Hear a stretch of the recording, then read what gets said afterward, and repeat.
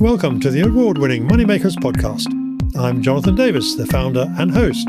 For more than 6 years now, we've been providing comment and discussion about all the latest developments in the world of investment trusts, the stock market listed funds often called the City of London's best-kept secret. I'm grateful to JP Morgan Asset Management for their continued no-strings support, which enables us to keep the podcast free while preserving our truly important independent editorial principles. Please note that while our comments are well-researched and our opinions honestly held, we do not offer individual stock recommendations. In this episode of the Moneymakers podcast, I have a chance to have another conversation with Tom Treanor and Charlotte Cuthbertson from Asset Value Investors, which manages the MIGO Opportunities Trust, ticker MIGO, M-I-G-O, which has been in the Asset Value Investors stable since the end of 2023. MIGO is a popular specialist investment trust that invests solely in the shares of other investment trusts. It was managed for many years by Nick Greenwood until his recent retirement. He always looked for special situations, meaning discount or arbitrage opportunities in the investment trust world. That strategy continues, but has been refined somewhat since the trust was taken on by Asset Value Investors. Now, before we start, Tom, perhaps I could just ask you about the news which came out the other day announcing that AVI Investors, the management company for which you and Charlotte both work, has reached a deal to sell the company to a larger business called Pacific Asset Management.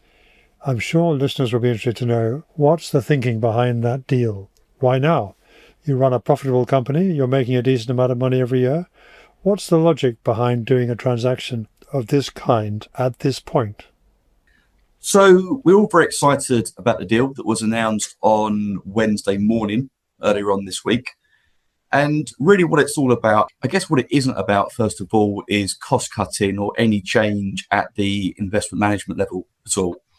So we run 3 investment trusts, we have 3 counterpart open-ended funds as well.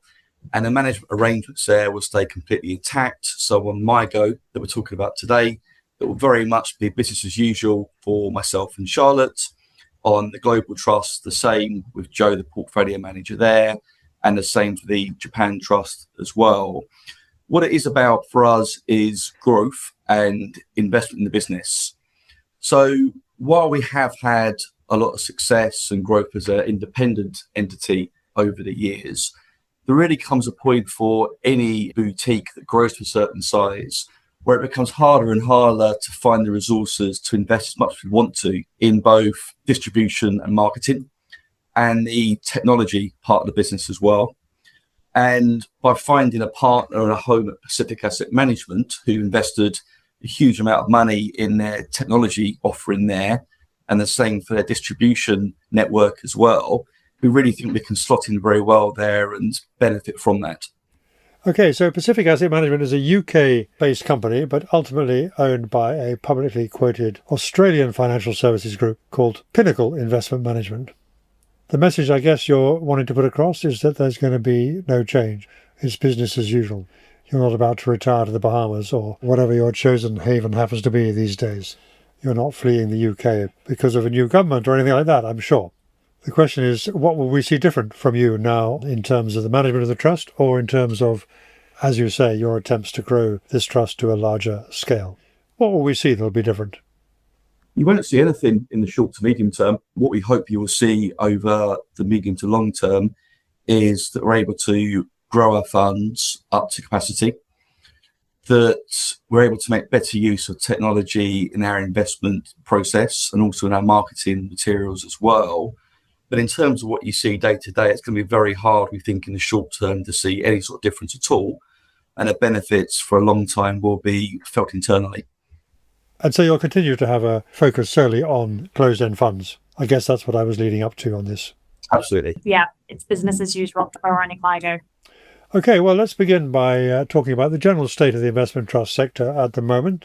MIGO Opportunities, as listeners will know well, is looking for special situations in areas where you can make a difference, either by putting pressure on the boards or looking for catalysts that will lead to changes in the discount in particular, or unrecognised growth where the share price is not reflecting the underlying value of the holdings. You have a market cap around 70 million sterling. When you took over running this trust, you said you were going to move to a more concentrated portfolio. and you said that was a work in progress last year. Has that process now finished? Yeah, so we launched the trust in June last year. So it's been just over a year since Tom joined me officially and became my co-manager when Nick stepped down. And there are a couple of things that we looked to do in terms of changing the portfolio. One of them, as you pointed out, was to make the portfolio more concentrated, and that transition is complete. So where we are today, about 66% of the fund is in the top 10, and the top 15 is closer to 85%. So the concentration has increased substantially. We've reduced the amount of holdings. So it sits at just over 30 at the moment, but that does include some very tiny holdings, which are at the end of their liquidation process. So the bulk of our money is in those core sort of 10 to 15 holdings. And that was really a function of wanting to put our money in our best ideas. Myself and Tom do an awful lot of due diligence on our underlying holdings. And when we get these investment theses right, we really want it to pay off. So that transition is complete. And we recently came out with our annual report, which hopefully shows investors that the transition is very much paying off, as we were up 20% during our annual report period, which obviously is a pretty decent return. In terms of the size of the trust, we would like to get to a premium and start issuing shares. We currently sit somewhere around a 3.5-4% discount today. Ultimately, we would like to get to around 150 million. That's where we've capped the trust. We do think that size is the enemy of performance in this market, in terms of being able to put the money where you want to across all kinds of trusts, across all kinds of market cap spectrum. So we have capped the trust at 150 million, but 70 is obviously quite far from where our ultimate goal is. If we look at the market overall, the opportunities set, as it were, given you're running a concentrated portfolio, you don't need that many opportunities to come off, but you do need a good strike rate, a better strike rate, in fact. In terms of where we are in the investment trust cycle, discounts have come in from their widest point, but they're still quite sticky in a number of places, particularly in alternatives. How do you assess where we are in that particular process of discounts coming back to more normalised levels? So we talked several times, and I think we did the last time we were your guests back in December of last year, about what we've termed the great unwind. And essentially, we think we're only partway through that. And what we mean by that thing, just to recap very quickly, is that for the best part of 12 years, from 2010 to 2022, we had a huge boom in alternative income issuance. And it seemed at times that anything with a 4 or 5% yield and a credible sounding story behind it would fly out the door. These vehicles would then trade at premium, they'd issue more stock, and so on and so on. Now, the event that brought that to an end really was the spike in inflation and the subsequent response by central banks to raise interest rates. And for the first time in a long time, investors could secure a decent income without taking the same sort of risk. They could buy gilts in the UK, treasuries in the US, etc. So what we saw from that was a huge shift out, a huge outward shift out in discounts to NAV, particularly in alternative income space. And what we need to see happen when you have an excess of supply over demand, in the absence of new forms of demand coming through, and there are very few signs of that, you really need to shrink the supply part of the equation. So we've seen, as you would expect, record buybacks, tender offers, liquidations, take privates, etc. And we still think while a lot of headway has been made in that process, we've probably got the best part of another couple of years at least in that. Is there a difference, however, in how easy it is to pursue the kind of investments and board change campaigns that you've mounted in the past in the alternative asset sector, as opposed to the conventional listed equity space? Is it harder to get the results that you've been looking for, given that the assets, in many cases, are often very illiquid? So part of the process and part of the transition was to move to being a pretty much mostly alternative trust. So our underlying equity exposure is only around 2% at the time of recording. And there was a couple of reasons for that. Firstly, discounts within the equity space have narrowed enormously. So the average equity trust is trading at sort of a 7-8 discount. So the value really isn't there in the same way. Whereas alternative trusts, so particularly I would say in renewables, still sit on extremely wide discounts. And therefore, the value is definitely far more in that alternative sector. It is also where we think we can be more value add, because these net asset values are far more subjective. There are far more moving parts. If you're looking at valuing a wind farm or a private equity portfolio, there's a lot more moving parts and they are more complex, and it takes more time and more due diligence to really get under the bonnet and work out what inputs are being used for a DCF, for example, and how that looks in comparison to perhaps private transaction comparables rather than just the DCF of an underlying portfolio. So basically, what could this portfolio be sold for if it was sold into the private market? So it is far more complicated. These assets are often much more illiquid. It's more difficult to find an exit, but that's where we think that we are more value add, because it's complicated and more difficult and there's more moving parts. So we're looking for trusts in the alternative sector that have what we think are the best portfolios of assets, rather than just picking all the renewables because they're sitting on wide discounts, for example. So let's talk about one or two of the names in your portfolio. You highlight the top 10 in the latest annual report, and there are some interesting situations there, which I'm sure listeners will be familiar with, but also interested in your thoughts about. Let's start with the biggest exposures. The three biggest holdings are all, as it happens, in the renewable energy area in one way or another. Tell us what your thinking is around these three biggest names at the last reporting date, which are VH Global Energy Infrastructure, Gresham House Energy Storage, and Bluefield Solar Income Trust, the last of which is in the process of being sold. So I think maybe if we start with the last one, which is Bluefield Solar. So if you look at our fact sheet, it does look like we have an awful lot in renewables, renewable energy. But actually, those three are a really good way of showing how diversified those kinds of holdings are. So you have UK battery storage, you have UK solar, and then VH Global is a portfolio of various technologies and various geographies. And I'll talk a little bit about that later. But Bluefield Solar is a really good example, I think, of choosing the right trust with the right assets. So there are three, or were three, I should say, as Bluefield, I think, is completing in the next couple of days. They're purchased by Drax. There are three UK solar funds, and Bluefield Solar was the one that we chose to be invested in. It was around 5.5% of the portfolio. And what we were looking for, what we saw in that situation, was the board came out with a proposed internalisation programme where basically it would be a merger between the trust and the operating company, so internalising that management. And they were going to look for a strategy that was more total return, so a cut of the dividend and reinvesting some cash into the growth. But the market took that very badly. Lots of investors were invested for that high income, and that's not something that they were particularly looking for. We think the market overreacted. It was down between 10 to 15% when the trust was already sitting on a reasonably wide discount. And it was at that point that we made our initial purchase. Because what we thought would happen, which ultimately did happen, is because the market had taken that potential internalisation so badly, the board would move forward with that idea, and instead it would go through a strategic review and ultimately a sales process. And this is where looking at the underlying portfolio was really important. It was a very clean portfolio, so it was entirely UK solar. So unlike some of the other trusts, it was a much cleaner portfolio just in one geography, which meant that it would be much more interest to a strategic buyer.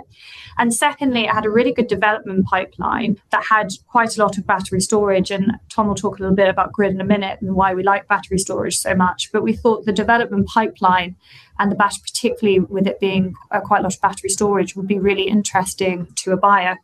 And lo and behold, the process went on. So we made our initial investment in October. And on June the 1st, it was announced that Drax was buying the company. And so that's a strategic purchase for them at around sort of 8-9% discount. We were buying it at a discount over 30% at the time. So it's quite a good example of doing your homework, working out which of these three funds was going to be most interesting to private capital, what we thought would be an easy sell at a much narrower discount. Do you maybe want to talk a little bit about grid, Tom? Yeah, absolutely. So Gresham House Energy Storage is, as of the end of June at least, our second largest holding in the portfolio at just under 10% of NAV. It's a stock we mentioned last time we were on Moneymakers with Jonathan. It's performed well since then. I think the background there, really, just to do a very potted history, really, is that there are two battery funds in the market. There were three, but Harmony Energy Income was bid for and taken off the market by Foresight. Interestingly, it's actually Drax who bought Bluefield, who just lost out to Foresight in that bidding war back then. So today you have Gore Street Energy and you have Gresham House Energy Storage. We've chosen to be in Gresham House Energy Storage. I think the governance is far better than it is at Gore Street. The portfolio is far better and a better management team, and at least historically a board as well. So the story with Grid is that they, alongside their peers, were forced to suspend their dividend in January 2024, it would have been, when electricity prices came down, volatility came down, and with that, battery revenues came down as well. We think the board and manager have done an incredible job there within the strictures of the share price that has meant that they've not been able to raise equity. They've been trading at a big discount to NAV for a long time now.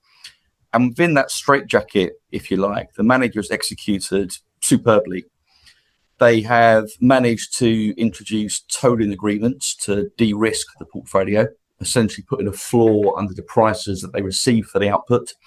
That has in turn unlocked finance available for the portfolio, and they've managed to get finance up to 70% loan to value on the portfolio in terms of the senior debt piece. They brought in equity co-investors as well at NAV, and really having lenders there prepared to lend at that sort of loan to value and equity investors prepared to invest at NAV, to our mind, does a really good job of validating the carrying values that the company is using. So its NAV today, or rather as at the end of March, reported NAV was 115p. The shares today trade at 94p.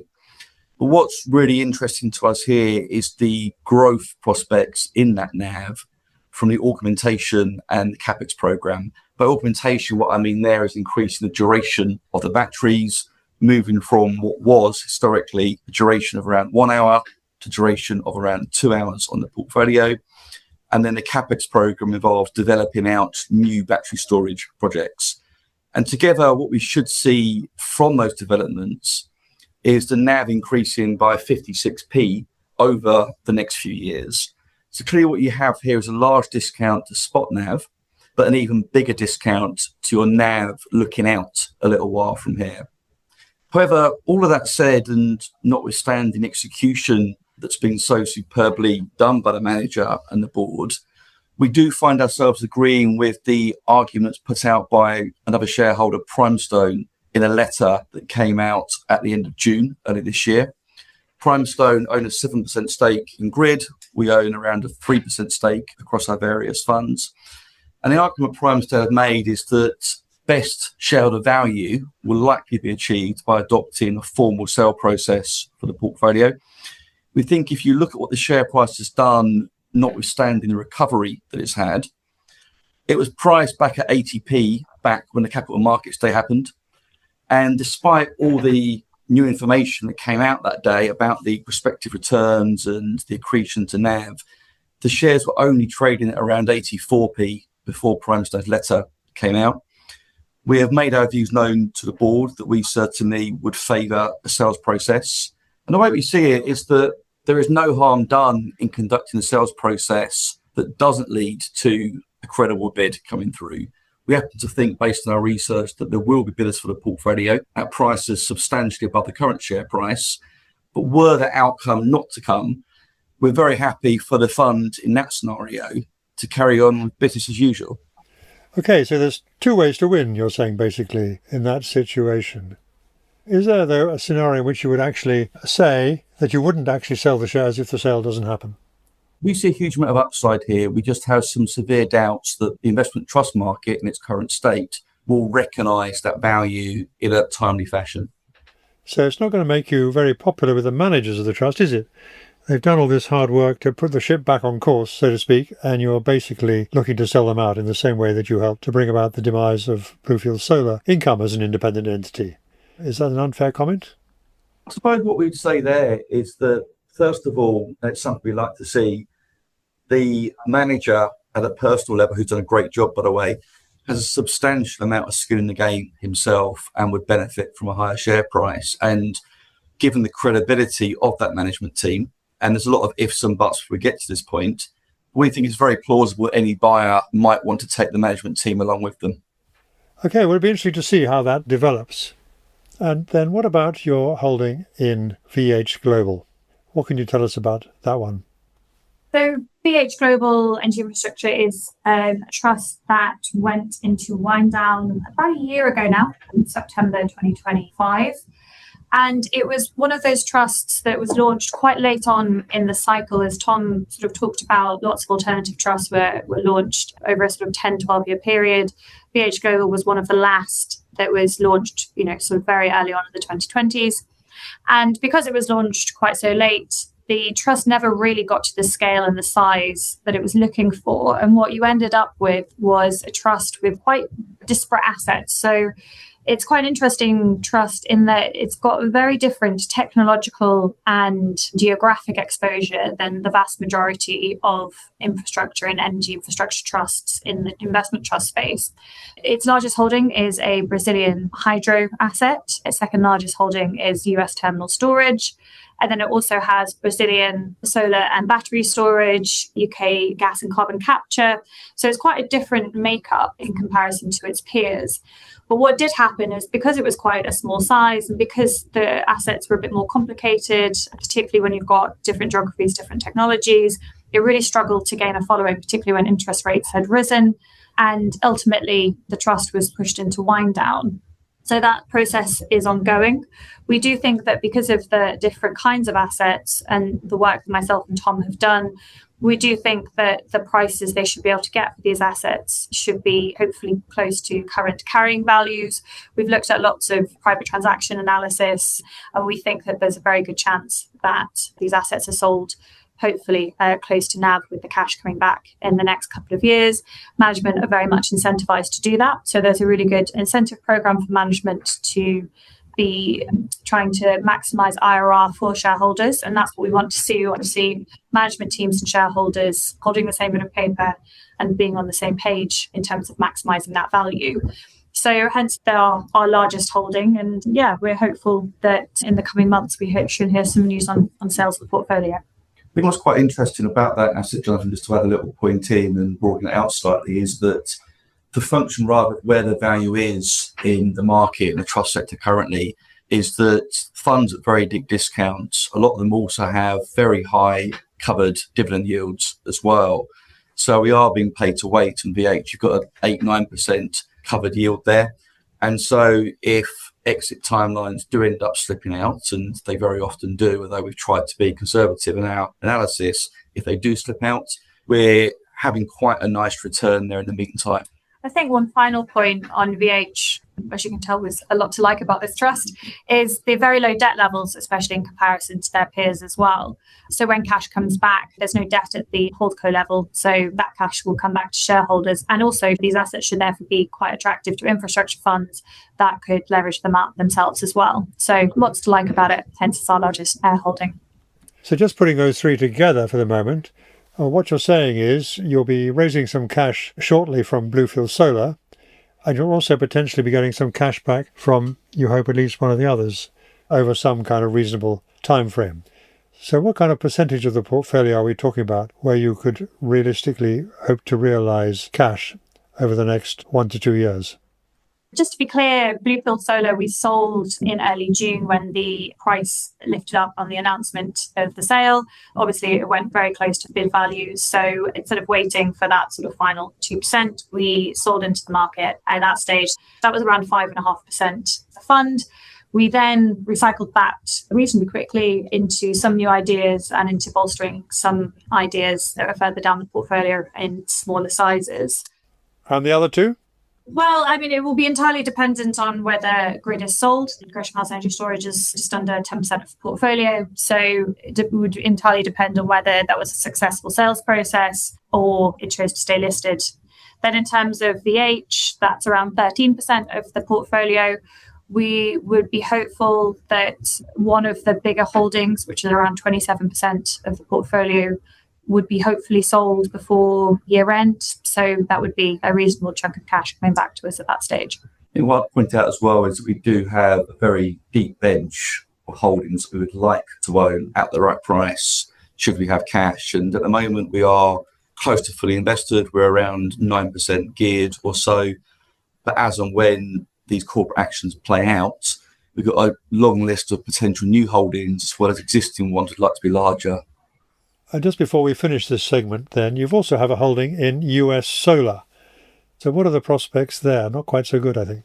So it's not been a great investment. I think on a total return basis, we are washing our face roughly, but it has been a fairly torrid investment. The regulatory backdrop in the US has not been conducive to renewable asset sales by any means. That said, there is a glint of light. So several weeks ago, the company announced they're entering into exclusivity with a potential bidder for the portfolio. That was going to be a 90-day period. And we're probably, I think, about 2/3 of the way through that now. So we'll see what comes out of that.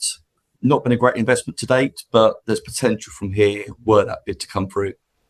Perhaps I should also just throw into the mix as well a trust called Aquila European Renewables, which is another one where I think performance has been very disappointing in the last few months. I don't think you disagree with that. Yeah, I think that would be very fair to say. I think that's probably our worst performer over the past couple of years. It's a really good example of how wind downs can go wrong. We do a thorough analysis where we look at how long the wind downs would take. Our bear case, we usually really slash those carrying values. However, clearly in this stage, we didn't slash them quite well enough. We would say that it took the then board a very long time to get data rooms together. There's a lot of leakage from a huge amount of advisors to the board, and it has been a disappointing investment. There is a new chair that's been installed, and we're hopeful from here that there might be a good outcome. It is a much smaller part of the portfolio. So despite the fact that the assets were sold for materially less than where they were held when the trust was pushed into wind down, we have had that capital back now. So it is a much, much smaller part of the portfolio. But yes, that's very much an example of a wind down gone wrong, and one we hope to not replicate in the future. So what are the options now? Obviously, the transaction that was being mooted is not now going ahead, despite original indications to the contrary. So what do you think? How long is this going to take to unwind? I think what we have here is in some ways a reprise of the Rob Naylor, Christopher Mills approach at hypnosis. We have a very clear dispute here being played out in public between the board and Aquila, owned by Commerzbank, the manager there. And it's pretty clear to us, or rather it's pretty clear that our view is that Aquila have not performed their functions adequately. So it remains to be seen how this process plays out from here. So I guess it could go to litigation and protracted standoff. Quite possibly. So that's one to watch. You are listening to the Moneymakers podcast. To keep up with every single item of news from the investment trust sector and all the latest share price, NAV and discount movements, why not try a subscription to the Moneymakers Circle, our premium content newsletter? You'll find there our in-depth independent profiles of more than 200 investment trusts and more commentary. Go to money-makers.co for more details. Do please like, subscribe and share through whatever platform you're using. As well as the usual podcast channels, we can also be found on YouTube, TikTok, X, Blue Sky, and most recently on Substack. Visit the website for more details. Let's talk about another trust that's done well for you, and that's Baker Steel Resources.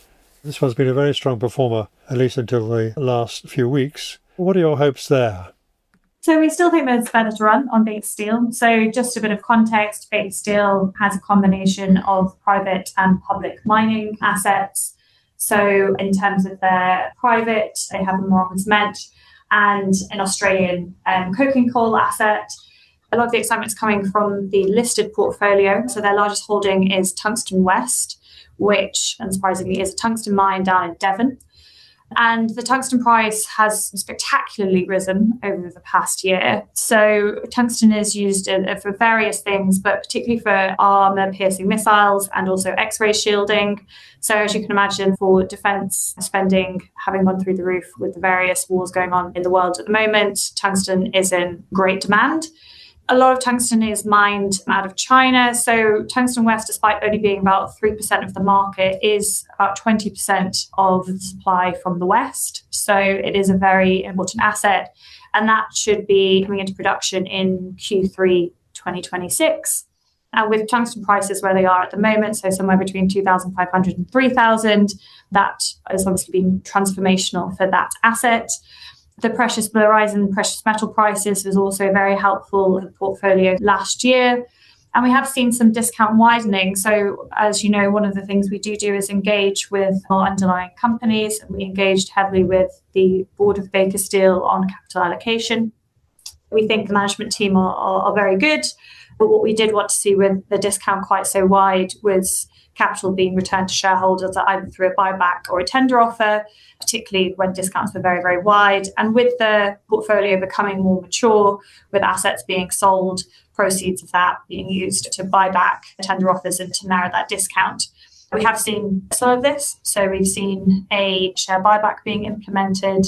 We've seen a capital allocation policy being put in where 50% of the profits of realised assets will be available to share buybacks or tender offers if the discount exceeds 25%. We think 25% is unambitious. We'd like to see that tighter, but we are very pleased with the progress being made at the governance and at the corporate level in terms of looking after shareholders. But in terms of the portfolio, we think it's in a good shape. More recently, it's been slightly disappointing with the write-down of Futura, but that is mostly a function of the typhoons in Queensland recently, which took out about 20 to 25% of the production of that coal mine. But we have seen some recovery in the coal price.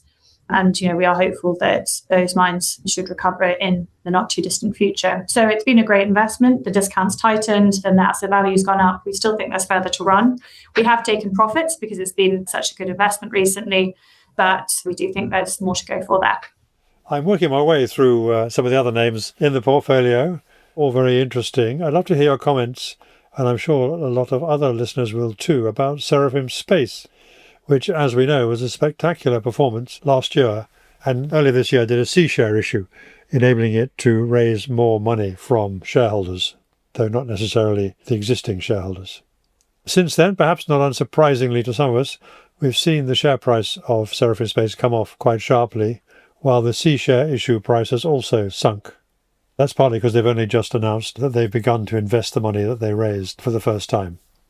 So perhaps you could give us, first of all, a little back history on this one. I know that you sold out of Seraphim Space, took some profits last year, and then got back in again, which is somewhat unusual.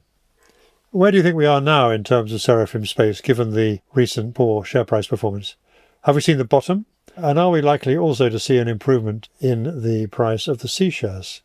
We certainly think that the shares are very cheap where they are now. I mean, to go back to our first investment, that was made back in 2023, when the shares were really on their knees. We bought in around a 65% discount to reported NAV at the time. And the trust suffered from the fact that it was one of the cohorts that were very late to market, that just squeezed into the market before the equity window shut in 2022. So never really a chance to gain a following or equally gain scale as well. And what we saw there was what we would argue was a misperception around the assets, that they were far more risky and early stage than they actually were. And when you look at the sort of companies in their portfolio, yes, they are new companies in the scheme of things. And yes, they are in what's perceived to be a very racy sector. But there are a lot of analogues here with the software as a service sector. You're looking here at companies that have large-ish upfront costs developing the IP and the satellites.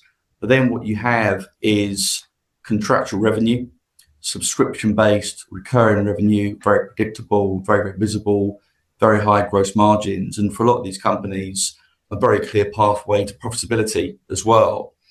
So we benefited from that perception changing in the market, and we ultimately sold out the holding in September 25, it would have been. We then bought back in January at admittedly quite a materially higher price than that at which we had sold.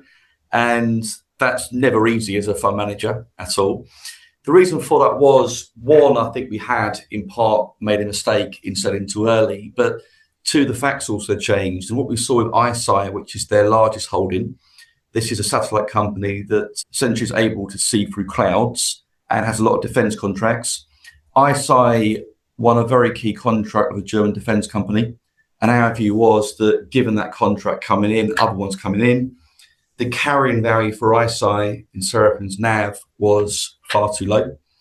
So we bought back into SSIT, Seraphim Space, at 130p. We took profits at between 220 and 270p. And then after the sell-off, we've re-established the position and a bit more at around 180 pence per share. And it's really a good example of markets tend to overshoot in general, even more so in investment trusts, we would say, given the additional layer of volatility from discount to NAV. But when you throw in a very racy sector like space and a high retail contingent there as well, that really does magnify and amplify that volatility. And we've been able to, if you like, outperform the share price performance through trading around the position over time. We think where it is now, shares are looking very cheap to us. The NAV is substantially underwritten by ISI, which raised very recently a 10 billion euro round. You have listed holdings there and a bit of cash as well.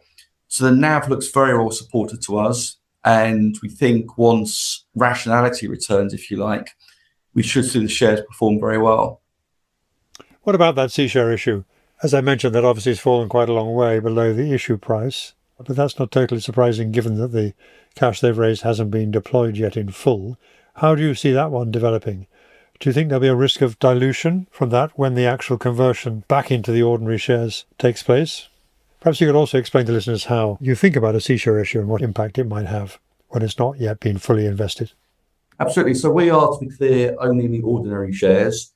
The way C-shares work, for those that don't know, essentially, is if the company wants to raise a large amount of money, but doesn't want to inflict cash drag or dilution on its existing shareholder base, the money will sit in a separate pool until it's usually 80% or so invested, and then there'll be a NAV for NAV merger between the C-shares and the ords. What's slightly unusual, and I can't recall seeing it before in this case, is that there will be quarterly conversions as and when certain thresholds are met for deployment on the C-share portfolio. The first one should be in Q4 of this year. And yes, that certainly does raise the possibility of dilution for ordinary shareholders. We do draw some comfort from the fact, though, that the last NAV for Seraphim was as at end of March. There will be an updated NAV used, however, prior and ahead of the C-share conversion, which will mean the ordinary share NAV, in theory at least, should reflect that increased funding round for ISI and other developments in the portfolio. Can I ask you then about another trust that I suspect, perhaps I should say fear, may be owned by quite a lot of private investors, and that is Chrysalis, the early stage venture capital trust. Chrysalis has had a checkered history, I think it's fair to say. It started off as a spectacular success, then became a spectacular failure, more recently started to recover, and suddenly we've had another sell-off. So what's going on here? There have been changes in the management, with the original managements being asked to leave. Could you take us through the story and explain where you are and what's behind this sell-off and whether you should be worried about it? So I'll give an extremely rapid potted history of Chrysalis and then bring it up to date with where we are. So the deal came to market in late 2018 as pre-IPO, late-stage growth, venture, growth capital proposition. Did extraordinarily well, admittedly at a time when SoftBank and Tiger were spraying money around at anything. The NAV went up a lot, the share price went up a lot, the interest rate cycle turned, and the NAV went down a lot, and the share price went down a lot. In the meantime, due to a poorly structured performance fee, the managers were paid an enormous sum of money on unrealised gains that then evaporated within a year or so of the payout being made. And that was distinctly unhelpful for sentiment and a discount that the shares were trading at. We started building a position in our global trust in early 2024, a very wide discount to NAV. It was already in MIGO in a small way at the time under the stewardship of Nick back then, alongside Charlotte, clearly. But in MIGO, we increased the holding quite a lot over the last year or so. Where we are now is that AVI, we engaged a lot with the board of the company from the very start of our investment. Our view was that the manager's track record did not justify new investments being made. And we were keen to see the company adopt and manage runoff from here. Had a good dialogue with the board, very constructive relationship there. And that came to pass in March of this year when the company formally adopted and shareholders approved a runoff policy. The share price performance since then has been very poor for a number of reasons. First of all, Klarna was listed to great expectations, performed very well for about a week or so before the shares sold off very, very rapidly. They sit today around $20 a share, having IPO'd at double that. So that's been unhelpful for both NAV growth, sentiment, discount. You've also had continued write-downs at the troubled insurance tech business, WeFox. And then we think the noise around the manager's departure has probably been unhelpful for sentiment as well. If you look at where we are today, if you put all that to one side, the share price of Chrysalis is entirely covered by the stake in Starling Bank at its reported carrying value.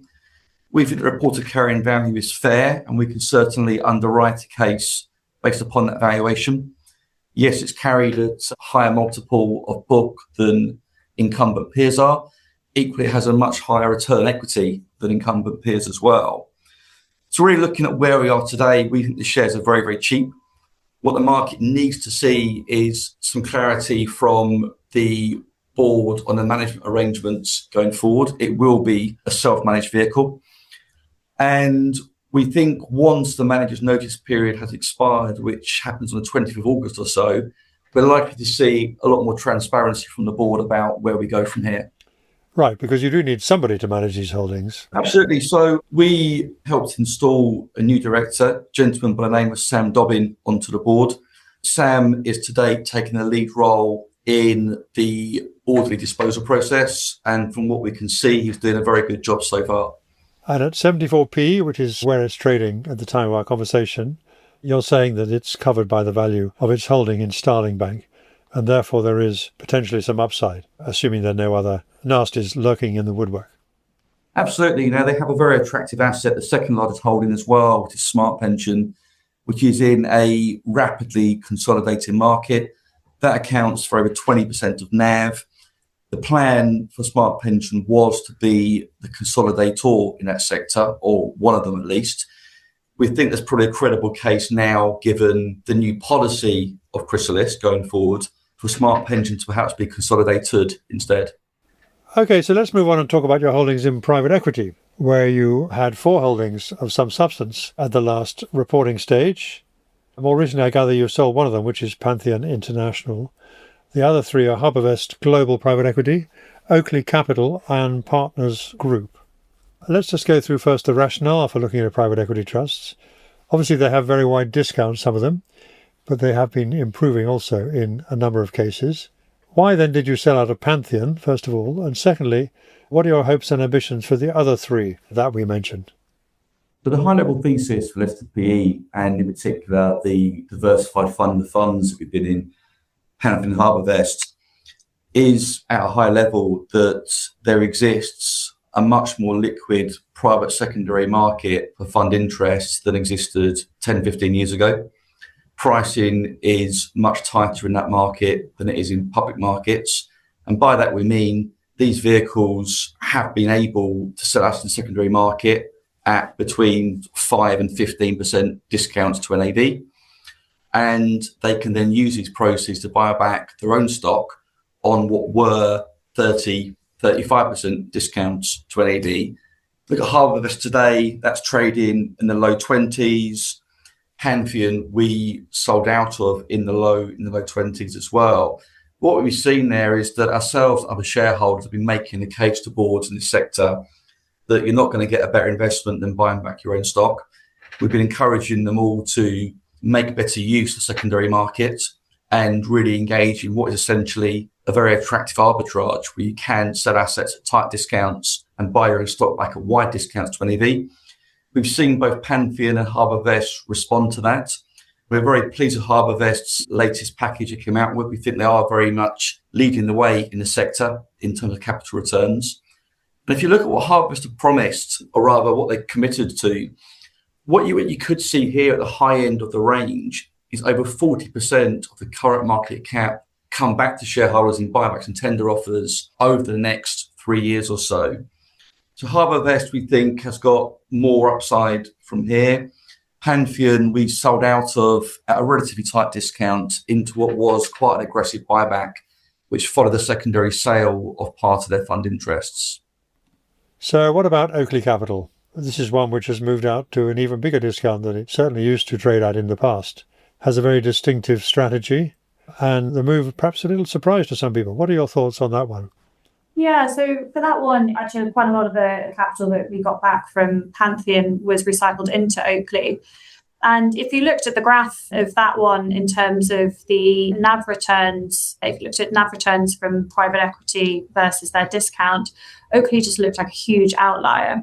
So 5-year NAV returns have been really very good there, but it was sitting, where we buying back into it, was sitting on around a 37 discount, which just looked wildly out of line in terms of performance versus discount in comparison to the rest of the sector. We like the underlying companies. We think that they're doing a very good job. We really rate the management team there. And there's a new chair that's come in on Oakley as well, who we also rate very highly. So that one is very much a recovery and looking at the value of Oakley versus their competitors. If we look at partners, it's probably the opposite side of the spectrum, where NAV returns have not been very good. With that one, all private equity trusts were guilty of putting money into the market at high valuations in 2021, but partners is probably more guilty than most. And we have seen some write-downs in their portfolio as a result of that. But what we have seen with Partners Group is an adoption of a realization class, where they will sell off the assets and hand cash back to shareholders. And our modelling would suggest that the return from that process should be reasonable. We would hope that there might be a neater solution, perhaps an APAC-style deal where the entire trust is taken by Partners Group off the market. We think that would be a neater solution rather than going necessarily through the longer realisation process. But if the realisation process is the only outcome, then we think that the returns from here should be not spectacular, but good enough for us to have it in the portfolio. So it's sort of a bit of a two-way bet. We either go through the realisation option, or we are hopeful that a deal can be found for the entirety of the trust. But you wouldn't dissent from the view that the response of the trust itself has been disappointing? I think that the board, and in particular the new chair, I say new, has been a little while now, Peter McKellar, he's done a great job there. The one thing outside his control was the investments made before he joined the board back in 2021. And really what we're seeing there is the seeds of those coming through now, with potentially disappointing outcomes at some of their larger holdings where clearly too much leverage was put upon them. More generally on private equity, do you share people's concerns that the trend towards private equity doing more secondaries and selling stakes to themselves in some cases is perhaps not ideal from a shareholder value point of view? The overall returns from the asset class have been disappointing over the last 3 years. Single-digit NAV progression at best, if you believe the numbers. Do you see that actually reviving anytime soon? Is that part of your case for owning these trusts? Or is it more simply a question of getting the realizations and more shareholder-friendly actions going that you see as the main driver of your recovery hopes? Well, we are certainly not baking in a big recovery in exits and performance into our base cases, but we think given the prices, or rather discounts, we're accessing these out with the optionality around corporate activity, we are essentially getting a free option here on an improvement, if you like, in NAV performance from here. Finally, I want to ask you about a trust that I think you would not expect many people to find in your portfolio, at least not in the past, and that is Home REIT. Now, obviously, Home REIT has been something of a classic corporate disaster stroke scandal. It's in the process of eking out its final days. Most of its properties have been sold well below their original touted value, which is where the heart of the scandal lies. Obviously, you must think there's some value, though, still to be had in the remains, notwithstanding the fact that there's a significant litigation risk outstanding and hanging over the share price. What can you tell us about the position that you've taken? How big is it? And what do you think the case for that investment is? That's a fairly large holding. It's around 7% of NAV for MIGO as at the end of June. It's a classic special sit. you have a share price of 10p today, more or less. The NAV is roughly 16.5p, and the NAV today is cash. So you are buying cash at a 40% plus discount. Clearly, that doesn't happen were there not some hairs on it, and the hairs in this case here are, as you quite rightly point out, litigation risk, which is impinging on the board's ability to make distributions to shareholders. We don't want to say too much about the detail on this, but our base case is that the litigation risk is being overly priced into the stock, and that there exists a pathway to making distributions to shareholders at levels materially above the current share price. I think just to clarify, perhaps for people who haven't followed this unhappy story very closely, there's more than one set of litigation going on, right? There's litigation against the board of Home REIT from shareholders, and at the same time the company is seeking redress from those whom it holds responsible for the disaster that has unfolded. The original board, of course, has long gone. So the question, I think, as always with these issues, is not just whether there'll be a favourable outcome from the litigation, but how quickly you can get it to come to a head. Would that be a fair summary? Yes, it is. A very key variable here is time, given that the company's incurring substantial, mainly legal expenses. So yes, the longer this takes to come to resolution, the lower that ultimate NAV is. Absolutely. And when did you take on this position, just for the record? Very recently, so just before it relisted. So we didn't have it when the shares fell substantially and it was delisted previously. So we bought it when it was relisted a couple of months ago. As very new holdings, one of our newest holdings in the portfolio. Looking forward then, we talked about a lot of the things that you've been doing with this more concentrated portfolio. And you say there's still significant opportunities in the investment trust sector, particularly with discounts in the alternative asset space. But what about the risks? If, for example, we see a renewed increase in interest rates, is that going to have a bearing on how quickly you can see some of these opportunities come to fruition? And what other risks are out there that you see other than you're simply misreading a situation or getting the underlying asset position wrong? Clearly, a rise in interest rates from here would be unhelpful, although it's not going to be as catastrophic going from, for sake of argument, 4.8 of the UK 10-year to 5.5, as it is going from when we were effectively at 0 right up to 4. We've had a conversation earlier on with an investor in our funds, and a concern that he put forward was the risk of discount widening from here. And the point we made is that, yes, that's a very valid concern in a more normal investment trust market. The biggest risk we think on our portfolio is the wrong sort of discount tightening. And by that, we mean being in wind-up situations where we've got the NAV wrong, the NAV comes down to meet the share price, and the discount closes that way, rather than the good sort of discount narrowing. But really, to Charlotte's earlier point, and that's where we spend a lot of our time, we are trying to underwrite NAVs. We try and be pessimistic. We try and build in the margin of safety. I mean, I think obviously there's plenty of geopolitical risk and general market risk, but because we are sort of idiosyncratic and event-driven in our portfolio, we are a bit of a diversifier for clients and for shareholders because we tend to zig when others zag. I mean, the kind of market that we like less is one that is motoring up to crazy valuations from AI spend, which is not really our market. We tend to like markets that are a bit choppier. We tend to like markets that may be going sideways, because that's where we think that MIGO comes into its own. We've had a couple of market setbacks in the past sort of 18 months, and MIGO's held up very well each time. So for us, it's very sort of stock specific and investment trust specific risk, because we don't mind markets being a bit more difficult. We think that's quite a nice backdrop for our trust. I remember the day 3 years ago when Nick Greenwood was still managing the trust. In the autumn of 2023, he said that that point in time would turn out to be one of the greatest buying opportunities in investment trusts in our lifetime. That's when discounts had gone very wide indeed. Since then, the trust has returned about 10% per annum in share price total return. Is that the kind of level of return that you're hoping to achieve again in future times, or are you hoping to do better than that?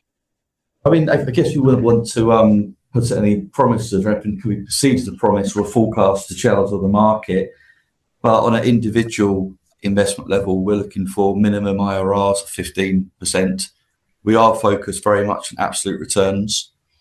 And so far, so good in the relaunch. Okay, so that was Tom Treanor and Charlotte Cuthbertson, managers of MIGO Opportunities, a trust well known to listeners of this podcast, and always a source of an interesting conversation. Thank you both for giving us your perspective on some of the trusts that many shareholders will be following, I know. Thank you for listening to the Moneymakers Investment Trust podcast, sponsored by JP Morgan Asset Management and independently produced and edited by Moneymakers. If you like what you have heard, do tell your friends and colleagues, and remember to subscribe through your favourite podcast app or at the website so you never miss an episode. And follow us on our social media channels. For more news, commentary and other investment trust content, don't forget to look at the Moneymakers Circle, available for a modest subscription. All details are at the website money-makers.co. Podcasts are provided for educational purposes only, and nothing you have heard from any speaker should be regarded as constituting investment advice.